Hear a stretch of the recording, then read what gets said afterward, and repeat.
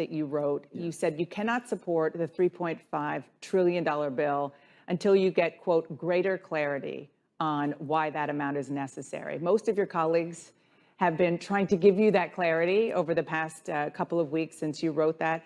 Your party leader, Chuck Schumer, says he's moving, quote, full speed ahead with this package. Will he have your vote? And that's fine. He can't. He will not have my vote on 3.5, and Chuck knows that. And we've talked about this. We've already put out 5.4 trillion, and we've tried to help Americans in every way we possibly can. And a lot of the help that we put out there is still there, and it's going to run clear until next year, 2022. What's the urgency? What's the urgency that we have? It's not the same urgency that we have with the American Rescue Plan. We got that out the door quickly. That was about $2 billion, $2 trillion. And on top of that, you know, all the things we put out with the CARES package, everything leading up to that. So we have done an awful lot, and there's still an awful lot of people that need help. But you have 11 million jobs that aren't filled right now. 8 million people are still unemployed. Something's not matching up.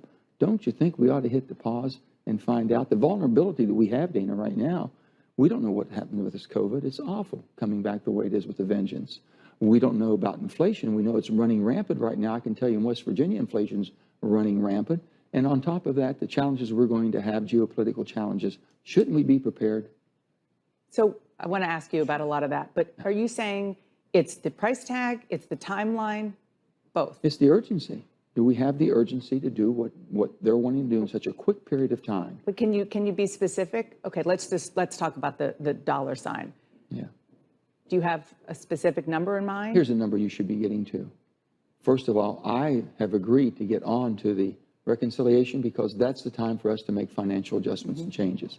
I thought the 2017 tax code and tax law, the way it was changed, was very, very, very unfair, and it was weighted to the wealthy. So what's the number? And the bottom line is, what the number would be, what's going to be competitive in our tax code. I believe that the corporate rate should be at 25, not 21. But what's the overall number for the budget bill? I think that you're going to have to look at it and find out what you're able to do through a reasonable, responsible way. So then how do you know that it's not 3.5? It's going to be at 1, 1.5. We don't know where it's going to be. So you think ballpark 1.5? It's not going to be at 3.5, I can assure you. But with that, whatever it is, once you have a competitive tax code that you can compete globally, and then you should look at what the need is. What's the urgency and the need that we have? And I want to get to that, but just because this is the thing that people consume. Do you have a ceiling? My ceiling is this: the need of the American people, and for us to basically take in consideration inflation. No one's concerned about the debt. You know, our debt as of Friday was $28.7.5 trillion.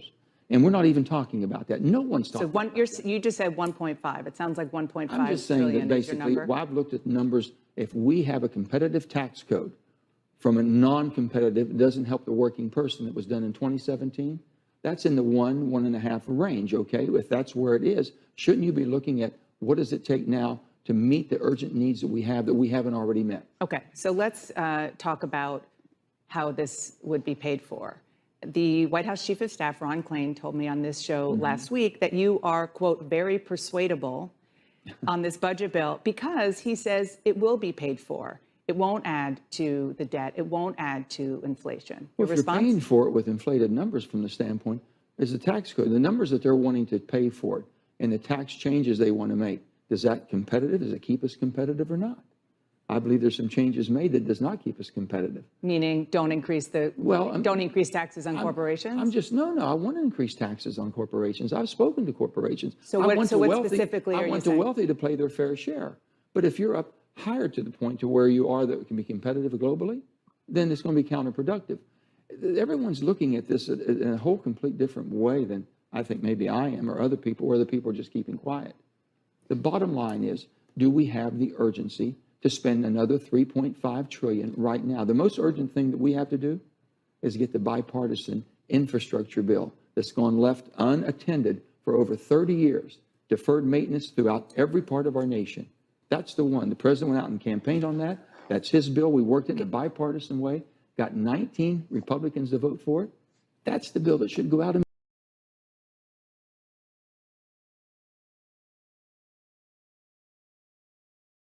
Joe Manchin just explicitly told me repeatedly he will not support your $3.5 trillion reconciliation bill. He wants to see something more in the ballpark of $1.5 trillion. Is that acceptable to you? No, it is absolutely not acceptable to me. I don't think it's acceptable to the president, to the American people, or to the overwhelming majority of the people in the Democratic caucus. Look, we worked with Senator Manchin to pass the $1.9 trillion American Rescue Plan, which was enormously consequential and helpful to working class families in getting us out of the economic disaster that befell us as a result of COVID. I believe we're going to all sit down and work together and come up with a $3.5 trillion reconciliation bill, which deals with the enormously unmet needs of working families. You know, we've got to lower the cost of prescription drugs for people. We've got to expand Medicare to include dental, hearing aids, and eyeglasses. We have to maintain the $300 direct payment we're giving to working parents, which have lowered childhood poverty in America by 50%. And I'll tell you what else we have got to do. The scientists will tell us that we got a few years left before there will be irreparable, irreversible harm to our planet if we do not address climate change. And the truth of the matter is, Dana, as you may know, many of us made a major compromise in going from the $6 trillion bill that we wanted, supported by the overwhelming majority of Democrats, down to 3.5. Mm-hmm. And the last point that I would make on this, I know that Senator Manchin worked very hard on what's called the bipartisan infrastructure bill, $550 billion of new money to rebuild our roads and our bridges. What we have worked on is working both of those bills in tandem. They go together. And it would be a really sad state of affairs for the American people, for Congress, if both of those bills went down. Do you think that's possible, that that could happen right now? Yeah. I don't think it will happen. I mean, I think, look, this is a very difficult issue. What we are trying to do in this bill is more significant for working families than any bill probably since FDR and the New Deal. I mean, we're talking about expanding Medicare. We're talking about making sure that no working family in America pays more than 7% of their income for childcare, making pre-K universal and free, putting a huge amount of money into affordable housing, creating millions of good-paying jobs, home health care, you name it.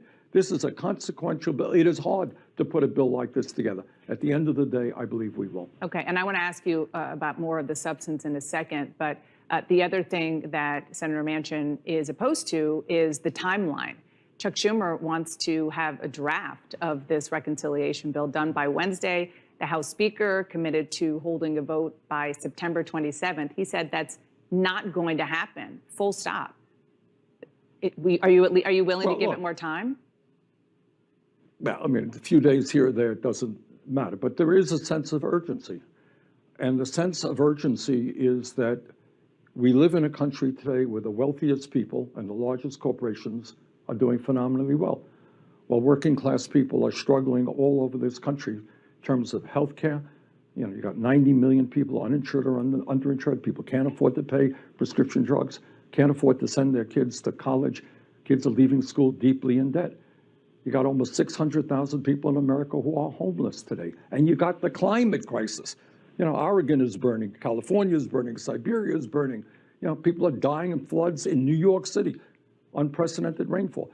There is a sense of urgency, which I think the American people understand.